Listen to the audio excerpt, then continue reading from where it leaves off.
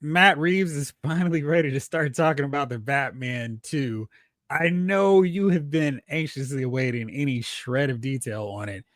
He's calling this one a personal Bruce Wayne story. And the villain is going to be somebody we've never seen on the big screen against Batman. Kite Man. Who'd you say? Kite Man. Charlie Brown. Okay, for his dark universe, it'll be Killer Croc. And that would make no sense the fact that Bruce Wayne has to go with Killer Croc. And because there was some other news that came out about the Batman that I wasn't super happy about. Which news was that? I do not. It was Christian Maloney. Mm-hmm. For Falcone's daughter was not coming back. It was like, oh, we'd already wrote the thing. It was like, you wrote the Penguin. What do you mean you wrote? You didn't find time to bring a successful character back into your movie. Like, I just see that there's into your show. Yeah. Like, that just didn't make there's not a lot of planning in this. And I think it was Mark A. Yeah. We call the Joker too a personal story as well. Look how that turned out. Yeah, please don't remind me, Michael Solis. Yeah, you watched that. Wow. I did not. You didn't watch Batman? No. The Joker. I'm like, you didn't watch the Joker, dude? Foule Deuce? No. I bet the villain is going to be made up of darkness. Mostly darkness. Okay. Because, I mean, the weird thing is you can't even use Ra's al Ghul. I mean, because how young Batman is and how weird he is.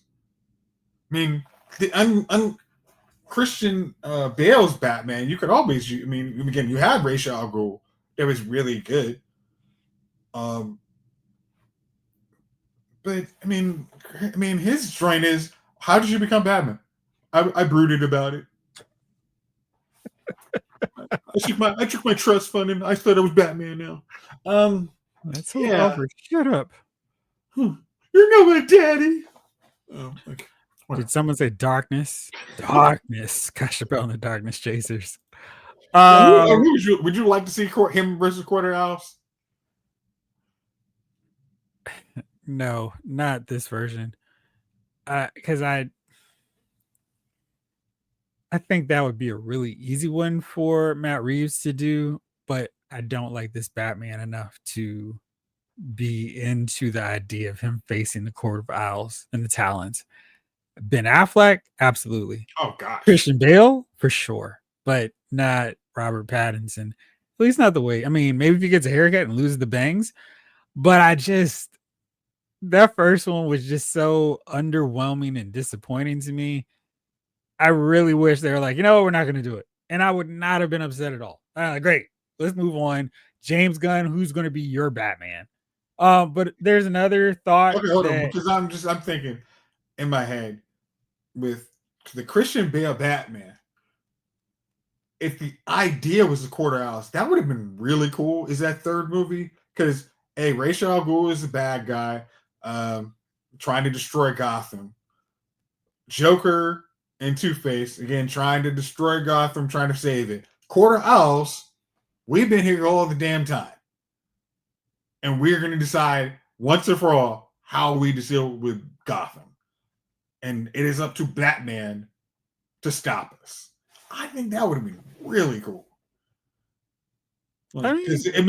He also, the thing is, because the mentioning of his parents is part of the movie. And with the Robert Pattinson, you don't mention his parents are just kind of, hey, Dad, whatever. I don't care. Gosh, I watched that movie once, and I'm so glad that was one. Jalen says Swamp Thing is not on HBO Max, but it is available for purchase on Prime. And you can get the series on Blu-ray as well.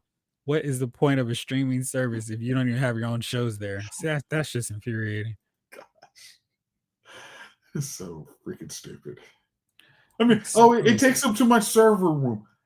And what, a 12-episode little couple fragments of data, a couple gigabytes. Really? That's too much effort for you guys?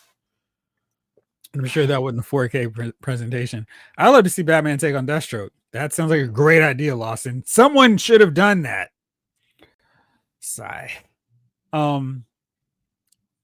Okay, do you think James Gunn would pull how DC used to do this all the time? Hey, you can't use this character because we're going to use this character. Why would he?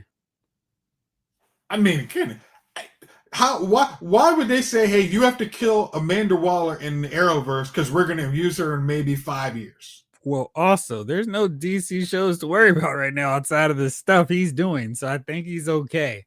Hey, James, you can't use his character. No, James, I'm going to. All right. But but Matt, it's the Matt Reeves is, hey, we actually want to use this character because I'm giving you this stupid pocket universe to play around with for no weird ass reasons. I don't understand it for the life of me why there's any elsewhere Batman and crap when you don't need to right now. Yeah, it's needlessly confusing. And I know they feel like, wow, we left money on the table, but I really think Batman 2 needed to come out before Superman, and it did not. So it's like, but I mean, here's the other thing is if you saw, hey, you wanted to make this next Joker movie because it made so much movie. We made a billion. We got to make a sequel. And then you saw what your return is. Even with Lady Gaga bringing her audience, it did not make what we wanted. Isn't that's a, hey, we haven't started filming. We haven't done anything. We have our 100% justification to not make this movie. Hey, Matt, we can use you on another project. We know you got the creative chops to do it. Robert, same deal. We can use you somewhere else. Trust me. Batman's not the way to go anymore.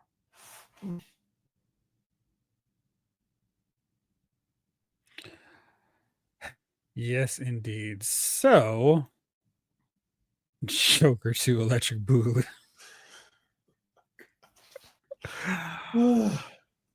Not a great one. There's the other thought that maybe the villain who has a deep personal connection to Bruce Wayne is Hush.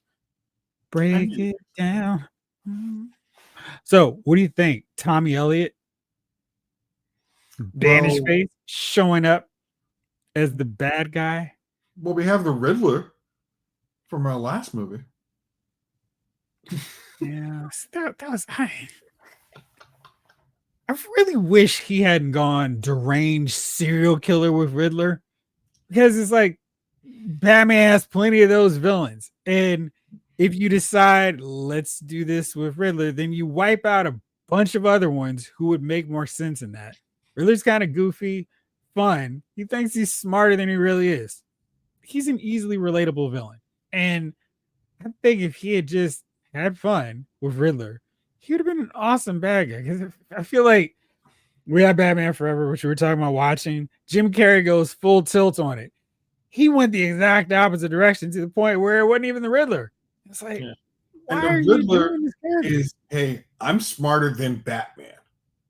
That's, hey, I'm the best at this. I can create up puzzles. Batman's not smart enough to figure out. And especially if you were going in this, that we're going to focus on Batman the detective. The Riddler makes sense. Hey, we're going to focus on this detective part. But him as a psychomaniac is, well, we crossed the Rubicon. We didn't need to. We didn't. We're not playing on Batman smart. Intelligence. We're playing on some mess. I caught that one. Let's see. Prince also recorded that one, and shockingly, the Prince version is better than the Tevin Campbell version. Shocking. I was like, Lawson Gold album, and then you hear like, oh, this is how that should have sounded. That's how an adult would sing this song. Gotcha. I got you. Break it down. Yes, indeed. So much different. Lawson, he would, but we did have Scarecrow already and Christopher Nolan. So this has to be one we haven't seen on the big screen before. We'll see. I think Hush is gonna. What did you say? I think Hush is probably what they're gonna do. But I don't know. There's a weird thing. Does Hush being on Batgirl or Bat? Not a big screen. There you Yeah, go. okay. Do you think? And But you don't who think that would watched mess it? up? Who watched Hush on Batgirl? And the funny thing is, the dude who played Hush was like, "Y'all didn't think of casting this guy as Bruce Wayne? Like, what are you doing? It's so ridiculous." Clayface or Killer Croc would be interesting choices. Well, Clayface probably not because I think it may be neck and neck with Batman Part 2 and the Clayface solo movie, which I'm still confused about. But yeah, Yeah.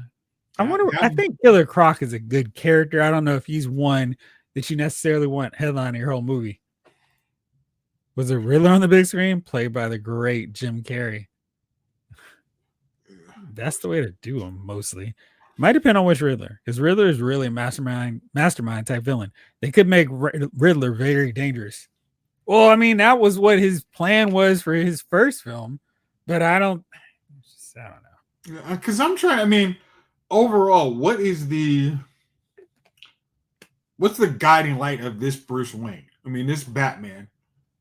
He's not a physical brawler. He's more cerebral. Is that what we're going with? I mean, he seemed like a brawler when he was fighting. It's just, I don't know. Maybe I don't like the costume. I don't know. It's whatever, but we'll see. Mad Hatter, anyone? He's another one like Croc where I think he would be really fun as an ensemble villain. I don't know about him. Like I would love to see them kind of do a different kind of Batman movie where he's dealing with multiple villains through the course of the movie, where like a 20 minutes there's a new bad guy. Cause I mean, it's not like all the villains in Gotham are on a schedule. All right, Joker, you got him next Monday? Yeah, sorry guys.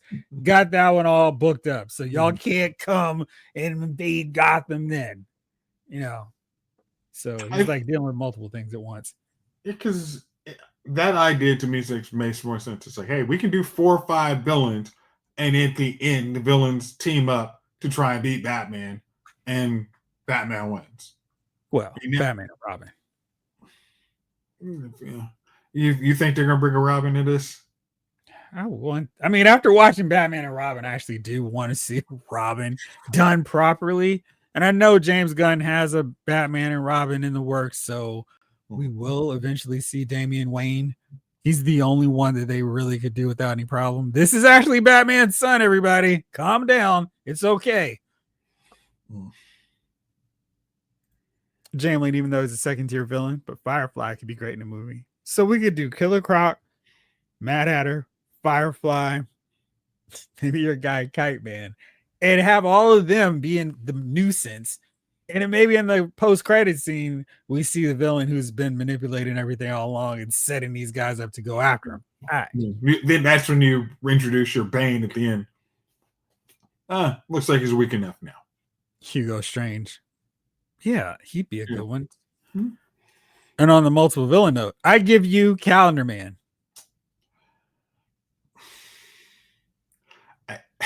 Okay, because I like this is one of I like the Tomorrowverse animated version of the Long Halloween. I don't know if I don't know if I want to see them do it. That could be a relatively simple one, but of course, he does fight some of his arch rivals in that storyline. Yeah. That one could theoretically be one that they could adopt more than Christopher Nolan. Oh, I like this part. I'll take this part too. It's like, dude, why don't you leave that for somebody else to do? Okay, mine. If it's just a villain that hasn't been on the big screen, grab somebody from the 66 show. Clock King, False Face, Minerva, Egghead, Bookworm, King Tut. I like Clock King. Every time they put him in multiple shows, and it's like he's a good bad guy. I mean, he was using Task Force X, Suicide Squad. Yeah, and they used him in Superman and Lois and Arrow, I think, with good effect. Mm-hmm. Jeffrey needs for someone to open the doors at Ark and release all the villains from their cages. Release the villains from their cages. Snake Eyes. I kind of hope they do. I kind of hope so. I hope they do Black Mask and give him justice. Hope they get black dude. Okay. Okay. like, come on. I hope they do Black Mask some justice. Yeah. Wait, I think Jeffrey, they're you saying using you want a mask on him? I have Batman going up against the League of Assassins and have to fight Bronze Tiger. See, it was wild. We've had so many Batman movies, and there's still so many different directions they could go. It's just crazy. It's like, oh yeah, that sounds fun too. But no way Hollywood does anything like that. Could they do Man Bat? Mark A? Yeah, they could do Man Bat. Or is Clayface already spoken for? Mark A, I believe Clayface is already taken. Man Bat is they'd have to lean into the fact this is a comic book movie. I mean, which actually doesn't mean really wouldn't because it's science fiction. It's hey, this dude makes a formula, screws him up. Well, it really doesn't work for our grounded Batman. We've done grounded Batman already. We don't need any more grounded Batman in a world of supervillains. Just make a Batman movie. Because you have years and years of source material. Go with that versus your grounded Batman mess. What about your let me see here. Hold on. King Collector. They want to do a female villain, bring back Red Claw. She was a great villain with a crew like Ra's al Ghul. They've totally forgotten about her. She could work. Michael Sola says Poison Ivy versus Mr. Freeze, and Batman has to get in the middle and stop it. One wants to turn, get them into a greenhouse, another wants to freeze it. Yeah, that could never work. I don't want to see any more greenhouses. As long as we get some black light. Rick Cage, Cabal, Court of Owls, Catman, Bane, Black Mass, Ocean's 11 Caper, led by the Clock King.